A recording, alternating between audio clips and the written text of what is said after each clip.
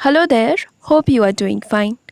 Welcome to poem prose, जहां आज हम विलियम शेक्सपियर की sonnet 55 not marbles nor the gilded monuments को समझेंगे लाइन बाय लाइन हिंदी में।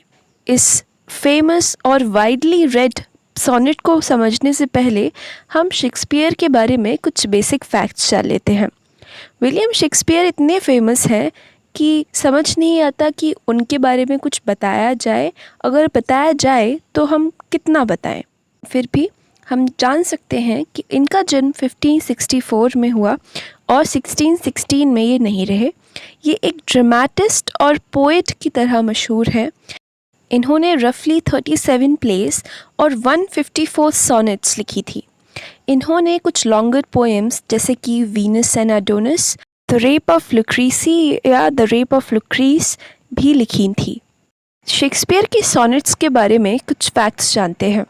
अभी हमने पढ़ा कि शेक्सपियर ने 154 सोनेट्स लिखी थी जिनके थीम्स अलग अलग हैं, जैसे कि लव, आर्ट, सॉरो, हैप्पीनेस, और इन सभी को 1609 में एक क्वार्टो में पब्लिश करवाया गया था। सोनेट के साथ शेक्सपियर ने इस हद तक एक्सपेरिमेंट किया, उसे बार बार यूज़ में लाए वो, कि इस टाइप की सोनेट का नाम ही शेक्सपियरियन सोनेट पड़ गया। एक सोनेट होती क्या है? एक सोनेट 14 लाइंस की पोएम होती है जिसका ओरिजिन इटली में हुआ था, लेकिन रेनाइजेंस के टाइम शेक्सपियर लिख रहे थे।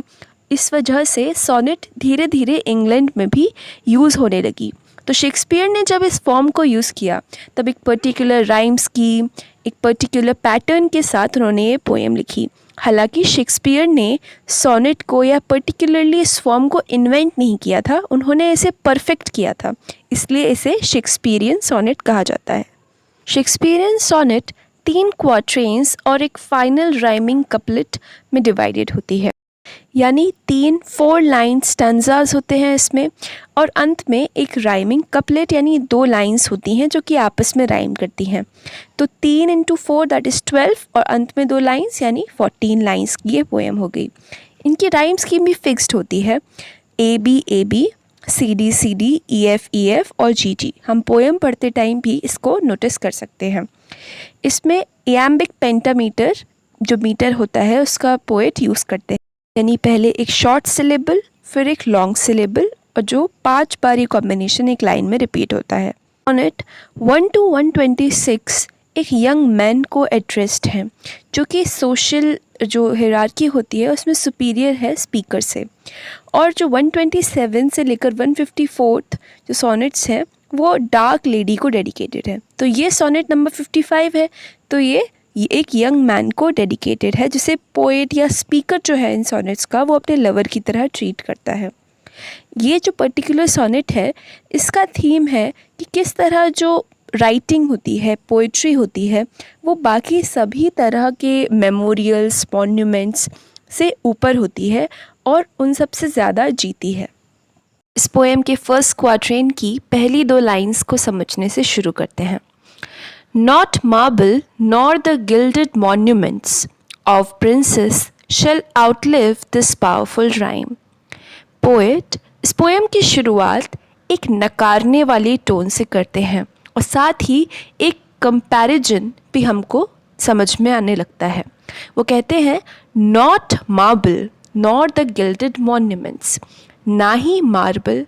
मार्बल हम सब ने सुना होगा, पत्थर होता है, संगमरमर जिसको हम बोलते हैं, कभी वो सफ़ेद होता है, ब्लैक होता है, अलग अलग कलर्स का होता है। नॉट द गिल्डेड मॉन्यूमेंट्स, यानी वो मॉन्यूमेंट्स यानी इमारतें जिन पर सोने की परत चढ़ी हुई है। गिल्डेड मतलब जिस पर सोने की या फिर गोल्ड की परत चढ़ी होती है, क्योंकि पुराने ज़माने में जो इमारतें, मॉन्यूमेंट्स बनते थे उनके कई पोर्शंस पे काफ़ी गोल्ड का इस्तेमाल होता था। इससे समझ में आए कि उस राज्य की, उस महाराजा की इन्फ्लुएंस और पावर कितनी है। मतलब कीमती चीज़ों से मॉन्यूमेंट्स बनाए जाते थे, जैसे कि gold. Of princes shall outlive this powerful rhyme. तो पोएट कहते हैं कि ये जो इमारतें जो कि मार्बल से बनी होंगी, सोने से बनी होंगी, और किसकी होंगी? वो प्रिंसेस की होंगी, यानी बड़े बड़े राजकुमारों और राजाओं की ये इमारतें क्या नहीं कर पाएंगी? shall outlive this powerful rhyme। जो राइम यानी जो पोएम मैं लिख रहा हूँ और जो इतनी पावरफुल है, जिसमें खुद की इतनी शक्ति है, ये जो चीज़ें हैं जो बड़ी ही देखने में लगती हैं कि अरे ये तो इतनी बड़ी हैं, इतनी लंबी चौड़ी हैं, इतनी कीमती हैं, वो मेरे राइम के आगे, मेरी पोएम के आगे नहीं टिक पाएंगी। यानी ये जो सोनेट है जिसे हम पढ़ रहे हैं, तो पोएट कहते हैं कि इसके आगे वो सब चीज़ें नहीं टिक पाएंगी। But you shall shine more bright in these contents than unswept stone besmeared with sluttish time। तो पोएट बोलते हैं, लेकिन बट से शुरू करते हैं, You shall shine more bright in these contents। तो जो पोएट जिसको ये पोएम, ये सोनेट एड्रेस कर रहे हैं, उसके लिए वो बोलते हैं, अपने बिलविड के लिए एक तरीके से, shall shine more bright in these contents। यानी ये सोनेट में जो लिखा हुआ है, कंटेंट क्या होता है, किसी चीज़ के अंदर जो चीज़ें हों, तो इस सोनेट में जो लाइंस हैं उसमें तुम मेरे बिलविड शाइन करोगे, चमकोगे ज़्यादा ब्राइटली, ज़्यादा उजले तरीके से। Then unswept stone besmeared with sluttish time. किससे ज़्यादा अच्छे से चमकोगे तुम? उस स्टोन से जिस पर धूल जमी है, अनस्वेप्ट यानी साफ़ न किया गया हो, जिस पर धूल जमी होगी। और बिस्मियर्ड विथ स्लटिश टाइम का मतलब है कि पत्थर या फिर इमारतें जो होती हैं वो टाइम के साथ साथ फीकी पड़ने लग जाती हैं। आज हम ताजमहल और रेड फोर्ट को जैसा देखते हैं, आज भी वो अच्छे लगते हैं, लेकिन जब वो बने होंगे तब वो आज के कंपैरिजन में और भी ज़्यादा अच्छे लगते होंगे। टाइम के साथ इतनी बड़ी बड़ी इमारतें भी फेड हो जाती हैं, लेकिन जो मैं तुम्हारे लिए लिख रहा हूँ वो इस सबसे ज़्यादा ब्राइट होगा। अंत में बिस्मियर्ड विद स्लटिश टाइम से मतलब है कि बिस्मियर्ड मतलब पूरी तरह सना होना, और स्लटिश मतलब बिल्कुल जो गंदा हो। तो टाइम जब चीज़ों को गंदगी से सान देता है, उस सब से, उन चीज़ों से तुम ज़्यादा ब्राइट रहोगे इस पोएम के थ्रू। सेकंड क्वार्ट्रेन पढ़ते हैं। When wasteful war shall statues overturn and broils root out the work of masonry। Poet बोलते हैं, जब वेस्टफुल वॉर यानी कि वो वॉर, वो लड़ाइयाँ जिनमें काफ़ी वेस्टेज होती है चीज़ों की। आपने देखा होगा जब भी युद्ध होता है तब कितनी इमारतें, कितने ही लोग अपनी जान गंवा बैठते हैं, और उसमें क्या होगा, स्टैचूज़ जो होंगे वो ओवरटर्न हो जाएंगे, अपनी जगहों से हटा दिए जाएंगे। And broils root out the work of masonry. और ब्रॉयल्स का मतलब होता है conflicts, root out the work of masonry. Masonry होता है पत्थर का जो काम होता है। तो जब कोई कन्फ्लिक्ट होगा यानी वॉर्स होंगी, युद्ध होगा, लड़ाइयाँ होंगी, तब जो ये मेजनरी का काम है, और वो मेजनरी का काम क्या है, ये इमारतें, उन्हें हटा दिया जाएगा। रूट आउट मतलब जड़ से हटा दिया जाएगा। नया राजा आ जाएगा वॉर के बाद, हो सकता है, तो वो पहले की बिल्डिंग्स को हटा देगा। तो टाइम के साथ ये सब चीज़ें, ये मार्बल्स, ये बिल्डिंग्स, ये गिल्डेड मॉन्यूमेंट्स सब हट जाएंगे। Nor Mars his sword nor wars quick fire shall burn the living record of your memory. लेकिन मार्स जो होता है वो क्या होता है, युद्ध का देवता। तो खुद जब मार्स नीचे उतर के आ जाएगा, और जो वॉर की क्विक फायर है, वॉर से जैसे जल्दी से फायर फैलती है, जो तबाही है युद्ध की वो बहुत जल्दी फैलती है, वो बर्न नहीं कर पाएगी। नॉर वर्ड का इस्तेमाल है, नहीं कर पाएगी। ये सब चीज़ें क्या नहीं जला पाएंगी, the living record of your memory. जो लिविंग रिकॉर्ड है तुम्हारी मेमोरी का। पोएट जिसको एड्रेस कर रहे हैं ये पोएम की याद हमेशा इस पोएम के थ्रू बनी रहेगी। ये पोएम एक लिविंग रिकॉर्ड है, हमेशा जीने वाला एक रिकॉर्ड है उस इंसान की मेमोरी का। नेक्स्ट क्वार्ट्रेन पढ़ते हैं। Against death and all oblivious enmity shall you pace forth your praise shall still find room. Poet बोलते हैं कि against death and all oblivious enmity, इसका क्या मतलब है कि मृत्यु जो होती है, मौत होती है, उसके विरुद्ध, और जो ऑल ऑब्लीवियस एनिमिटी है। ऑब्लीवियस मतलब होता है भूल जाना, फॉरगेटफुलनेस। तो इंसान जब मर जाता है तो उसे धीरे धीरे भुला दिया जाता है।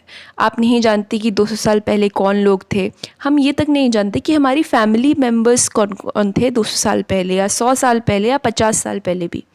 तो ये जो हमारे संग एक एनमिटी है नेचर की, कि हमको भुला दिया जाता है मौत के बाद, इसके against shall you pace forth, तो पोएट जिसको एड्रेस कर रहे हैं उससे कहते हैं कि तुम आगे चलोगे, तुम इस सब से आगे निकल जाओगे। पेस मतलब चलना और फोर्थ मतलब आगे।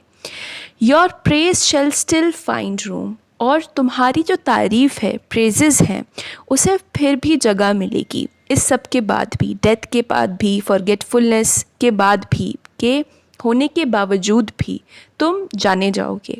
Even in the eyes of all posterity that wear this world out to the ending doom. तो पोएट बोलते हैं कि even in the eyes of all posterity, जो आने वाली पीढ़ियां हैं, पोस्टेरिटी मतलब आने वाली पीढ़ियां जो हैं, उनकी नज़रों में भी, उनकी नज़रों तक में तुम्हारी तारीफ़ को जगह मिलेगी। उन्होंने ऊपर लाइन में बोला है ना, your praise shall still find room even in the eyes of all posterity, कि आने वाली पीढ़ियां भी तुम्हें प्रशंसा की नज़रों से देखेंगी।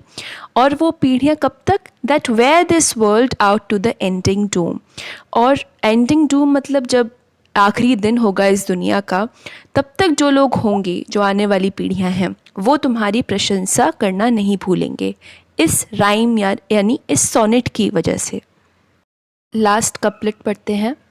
सो till the judgment that yourself arise you live in this and dwell in lovers' eyes.